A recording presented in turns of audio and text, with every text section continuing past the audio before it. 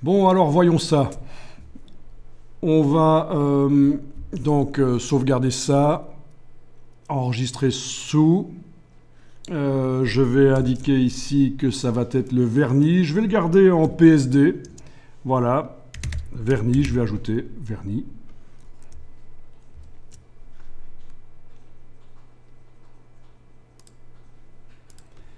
Et on va les lancer donc Adobe Dimension pour faire un test bêtement, dans un premier temps sur un bête plan en fait. Hein.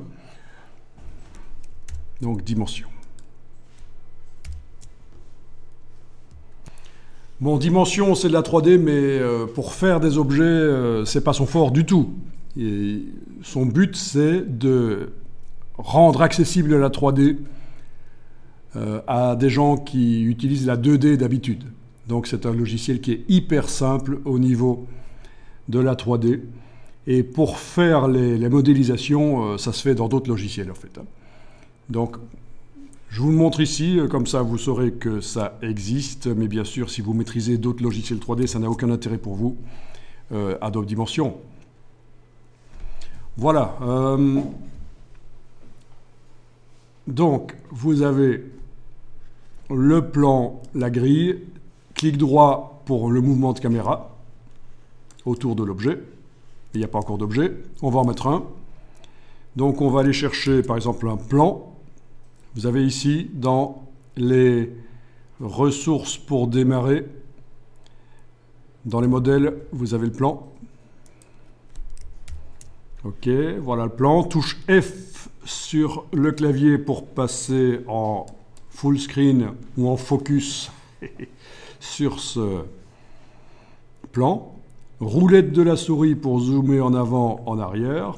Enfoncer la roulette pour le panoramique. Voilà en gros ce qu'il faut connaître. Clic droit donc pour tourner autour. Donc voilà un plan. On va imaginer que c'est comme une carte de visite. Ceci dit, oui, on pourrait lui donner une forme plus rectangulaire. Dans les propriétés, là en bas. Donc vous avez le X et le Z. On va peut-être aller modifier une des valeurs ici. Voilà, je vais mettre 30 cm au lieu de 20. Et voilà, on a un peu un format carte de visite, peu importe que soit la vraie dimension. Voilà, l'idée c'est qu'on va amener notre image là-dessus. En fait, non, on va amener une image en couleur, ce sera le plus simple. On va faire une image en couleur qu'on va amener dessus, et c'est sur l'image en couleur qu'on va régler l'effet vernis. Donc, je vais vous demander ici dans Photoshop de faire une nouvelle image. Nouvelle image qu'on va faire en format 20 sur 30 par exemple. Voilà. Donc je suis passé dans la partie impression. J'ai mis unité centimètre 20-30. Voilà. Ah ben non, en paysage. Voilà. 30-20 du coup. Oui, alors on va un peu se calmer sur la résolution. 150 pixels par pouce sera suffisant. Couleur RVB, c'est très bien. Vous avez couleur RVB aussi, en mode colorimétrique. Voilà, créé. Et on va juste remplir cette image avec une couleur. Donc, Shift Delete, qui correspond à édition remplir. Il y a plein de manières de remplir, bien sûr. Je vous en montre une. Remplir avec couleur. Je choisis la couleur ici. Ok, on va prendre quand même quelque chose de pas trop clair.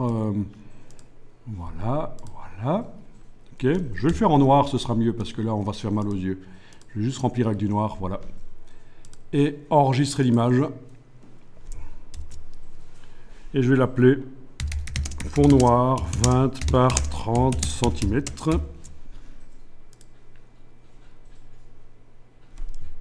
Donc vous avez enregistré votre image d'une taille de 20 cm sur 30. 20 cm sur 30. 150 pixels par pouce, voilà, pour que ce soit pas trop lourd. Au niveau du poids, c'est inutile. Et bien maintenant, dans Dimension, on va amener cette image sur ce plan. Donc pour ça, on peut glisser le fichier sur le plan, ou alors, en ayant le plan sélectionné, fichier importé. Et ah oui, alors on a placé l'image sur le modèle, c'est ce qu'on voudrait. En fait, on veut placer l'image, oui, c'est une image noire, mais c'est quand même une image sur le modèle, et c'est grisé. Donc ceux qui connaissent la 3D là, voient pourquoi on ne peut pas texturer ce brol. Peut-être que vous n'avez pas des limitations comme ça dans les autres logiciels. Ici, c'est parce que c'est une primitive. Donc, en ayant le plan sélectionné ici, je dois aller sur l'option ici, dans les actions, convertir en modèle standard. Donc, ça va partir d'une primitive vers une mèche normale. Et là, fichier importé, placer l'image sur le modèle, je vais aller chercher l'image, fond noir, voilà. OK. Et alors, je vais peut-être l'agrandir.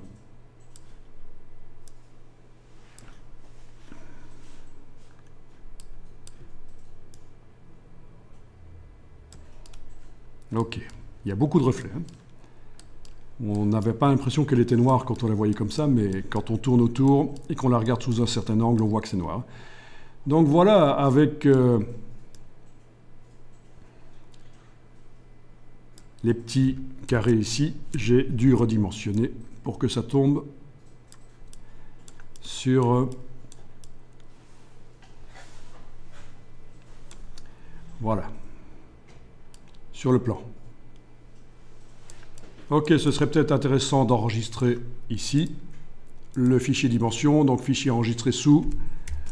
Donc, je vais appeler ça test vernis-01.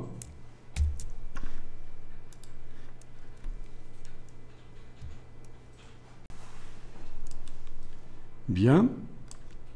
Donc, si vous cliquez à côté de l'objet et que vous recliquez dessus, c'est le mesh qui est sélectionné.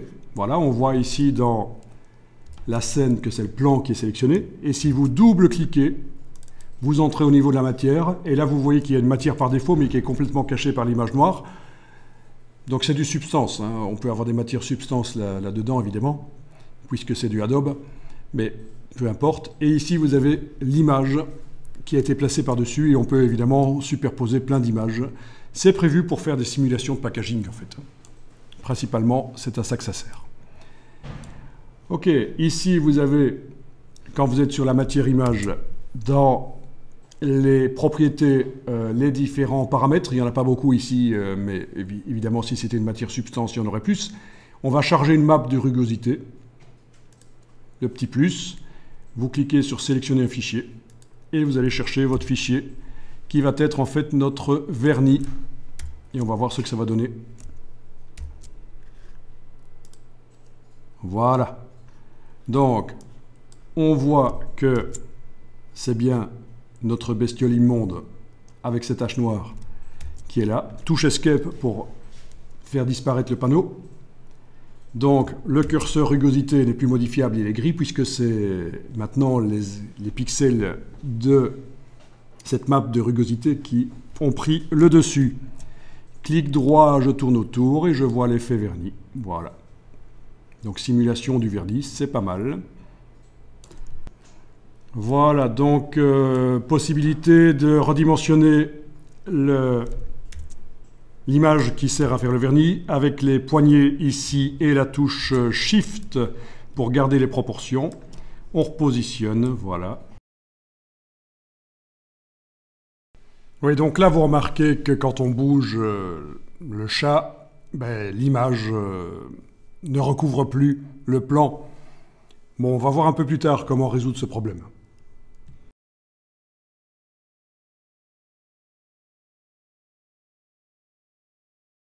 J'ai chargé une image bitmap qu'on a faite tout à l'heure.